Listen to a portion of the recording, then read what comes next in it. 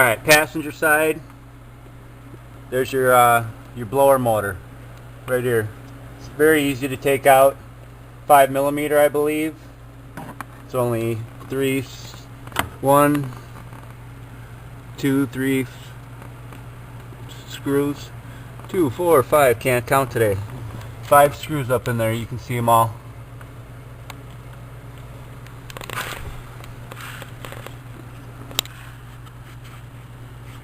That's how I knew mine wasn't working. I had the fuse was good. I came over here and I had a loose wire right here. It's probably hard to pick up on the video, but you can see it's slightly burned. I had a loose connection between the heater and this.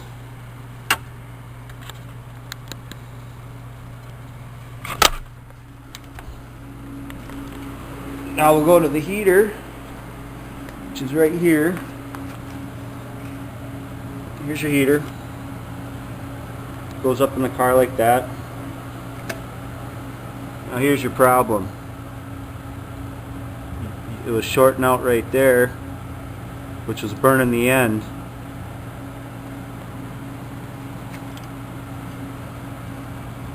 Now you can go buy these new, but I'm going to take it apart. There's one screw up on here, and then it just pops off. See if I can get it off with one hand. Nope.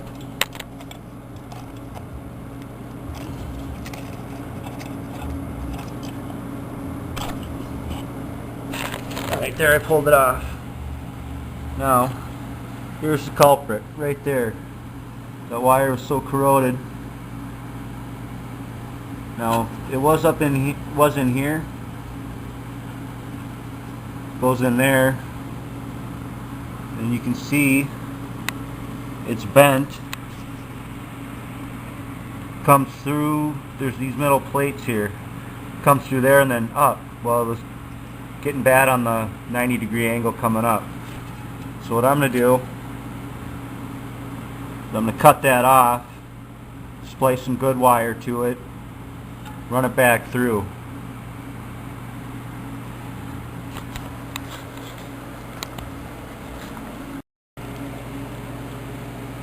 Okay, so you saw how it was all corroded before right there. What I did was I just cleaned it out, clean this off. You know, I'm just going to bypass the little rubber stopper. It's just going to hang out into the engine longer. But what I did is pulled the wire through there. This one goes right to the motor here. It's maybe that long, you know, a couple inches.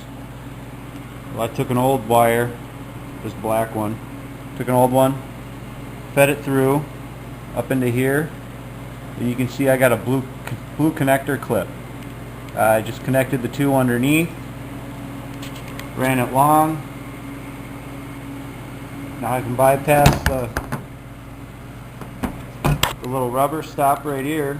You know, instead of it clipping to here, it'll just clip out to it over here somewhere. You know, hopefully that saves me I don't know what these are. 50 bucks, 100 bucks. You know, I'm sure they're 10 bucks at the junkyard, but I'm going to see if rewiring takes care of the problem.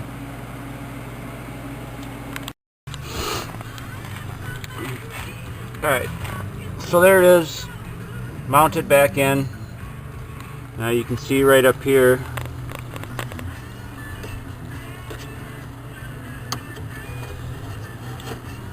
oh, it's hard enough to get it there in the first place. Here, we'll go down there. There's my fix. So now instead of it sitting right there in the hole, trying to get a pitch, trying to get some light down in there. Yeah, so instead of it just sitting right there in the hole, it pulls out a little bit. Now it comes up onto the bar up here. You see this? tube right here. It's an exhaust, little rubber tube right here. Blows from the heat back up into there. I point that out because when I put it in here the first time, you can see there's one bolt way back there. I gotta apologize for the video, but it's hard to get light into the dash permanently. You can see one bolt right back here. That was a pain in the butt to get at. So after I got all of them put in there, I realized the tube for the hole was down here. So I had to go and take them all out again, flip the thing up. Now it's backed up to normal. But I'll turn it on. You can hear it. And obviously you can't probably see it. It's spinning so fast, but it's spinning in there. Right in there, so now I got that fixed. Simple rewire. Didn't cost me anything other than the headache of pulling this out, which wasn't too bad. So saved me, I don't know, 50 bucks for a used one, 100 bucks for a new one. Don't remember exactly how much they are.